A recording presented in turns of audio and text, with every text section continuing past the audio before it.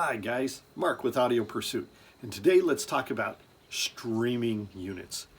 Specifically, the Rotel S14 Streaming Integrated Amplifier. It puts out 80 watts per channel into 8 ohms or 140 watts into 4 ohms. But more on the internals than that in a little bit. When you take the S14 out of the box, plug it in, get your Ethernet cable, plug it into the back, and power it up. Here's why. It is going to seek out on the internet and it is going to pull down the latest firmware updates for running the unit. Depending on the speed of your internet connection, this could take from 5 minutes upwards to 25 minutes. So just kind of relax. It'll have a display going across when it's done. There's 2 sets that go across. First one is downloading, the second one is installing. And then it'll tell you it's done. And then you're ready to go. Except for one thing. You've got to download the app. So while you're waiting for this to do the update, get on your device, whether it's phone or tablet. I like to use a tablet that I've dedicated for my sound room. So I download the Rotel app. Now I'm going to say this about the Rotel app right up front. This is a sparse app. Okay? Once you start it up, you basically get a real simple screen. Now, I don't have this plugged into Ethernet, so consequently, I can't show you the color display out here. But take a look at the still pictures and you'll see what I mean.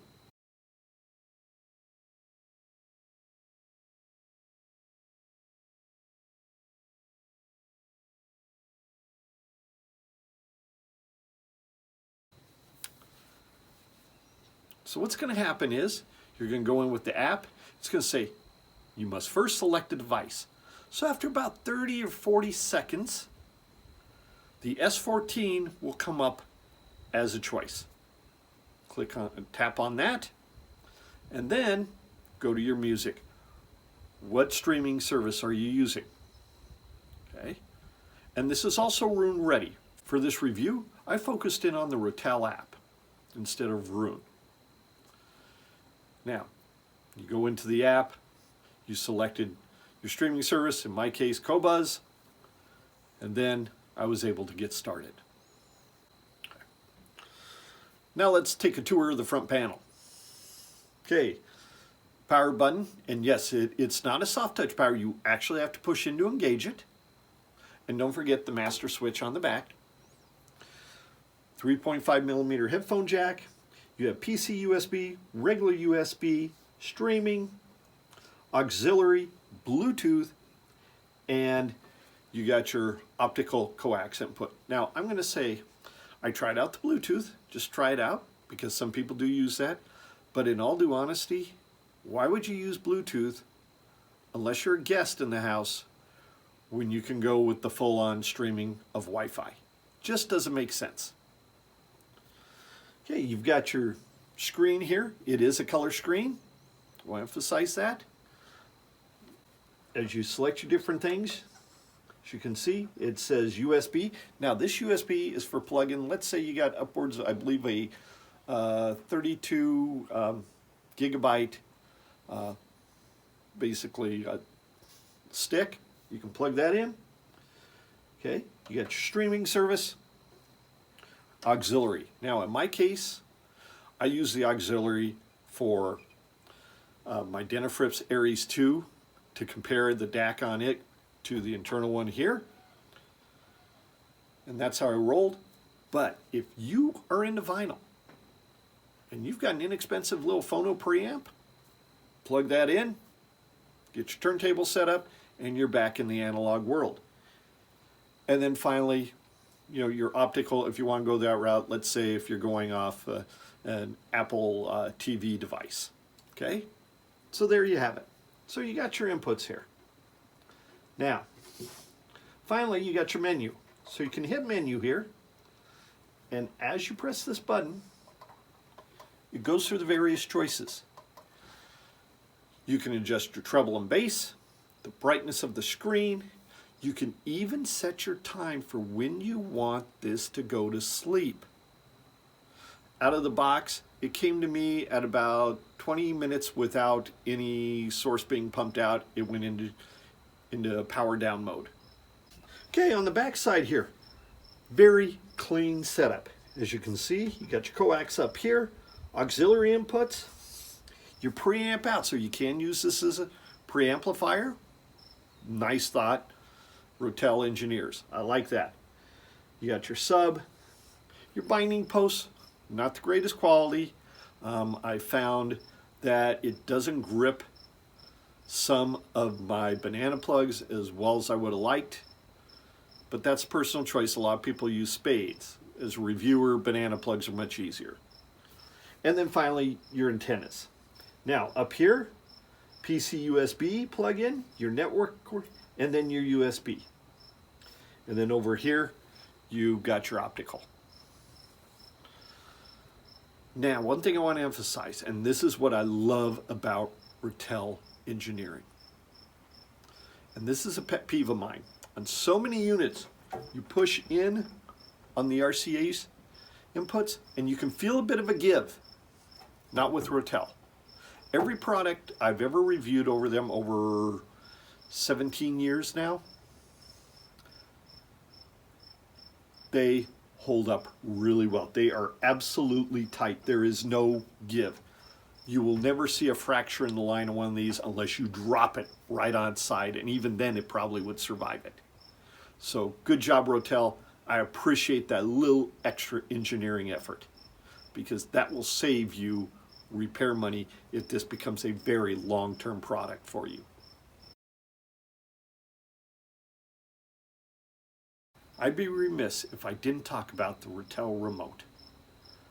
What a nice piece of equipment this is. Now, it is aluminum. It's got the smooth curved edges, very logically laid out. It has every single button that this has, in addition to 3 presets.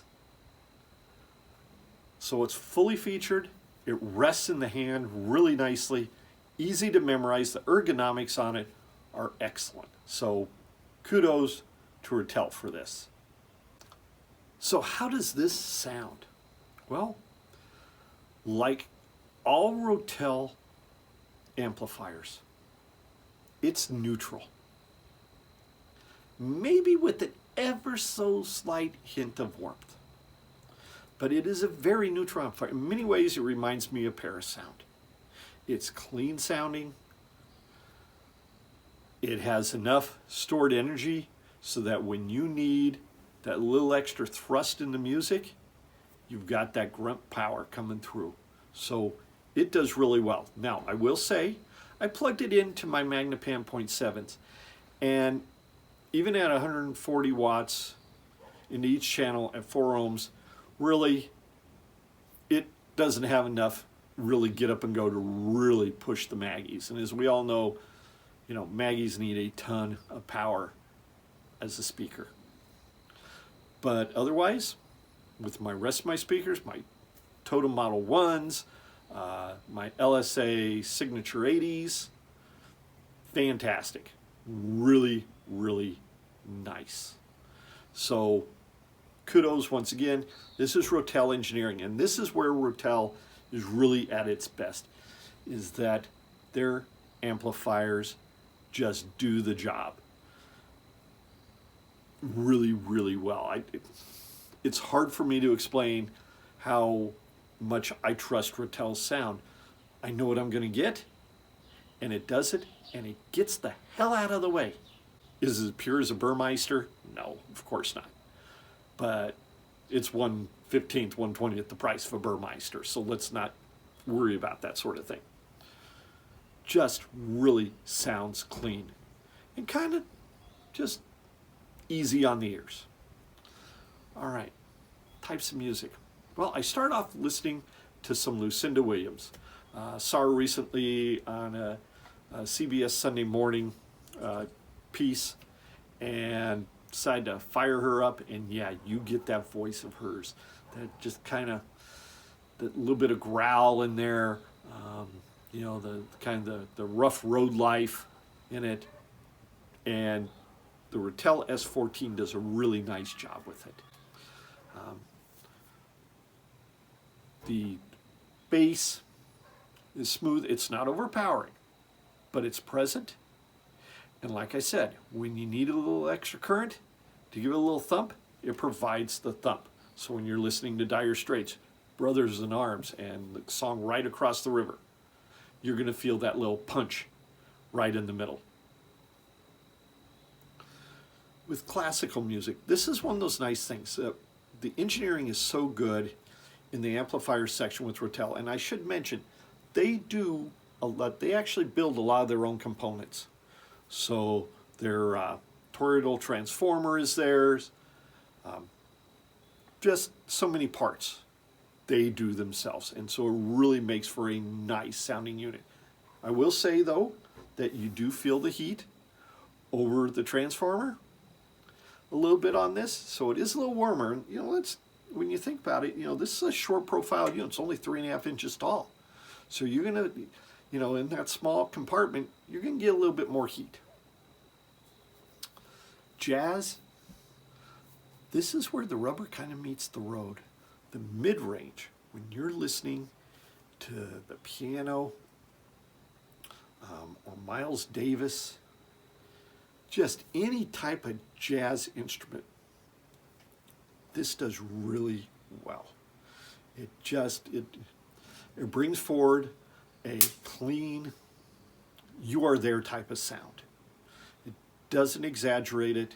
You know, you don't see it spiking certain frequencies out. Just smooth. Like I said, it gets out of the way. And that's exceptional. I listen to Gustav Holst the Planets for some classical symphonic music. And really, once again, nice instrument separation. The violins are clean, the flutes are clean, so you get very even expression of the music. What I will say is this, and I think this is important to note. Remember, this is a unit that is designed not for us audiophile fanatics per se, as our main piece, and maybe set up in another room, but for the average soul, this is going to do them really well. Now, let's make sure we understand that. You know, sometimes as audiophiles, we can get carried away with, oh, it's got to be the very best. No, we got to kind of remind ourselves, who's this piece designed for? The everyman, the every woman, the every couple. So for all these good qualities, and Rotel deserves really a nice salute for their traditional engineering work. It is exceptional. Unfortunately, I can't say the same thing for the app. It's the weak link.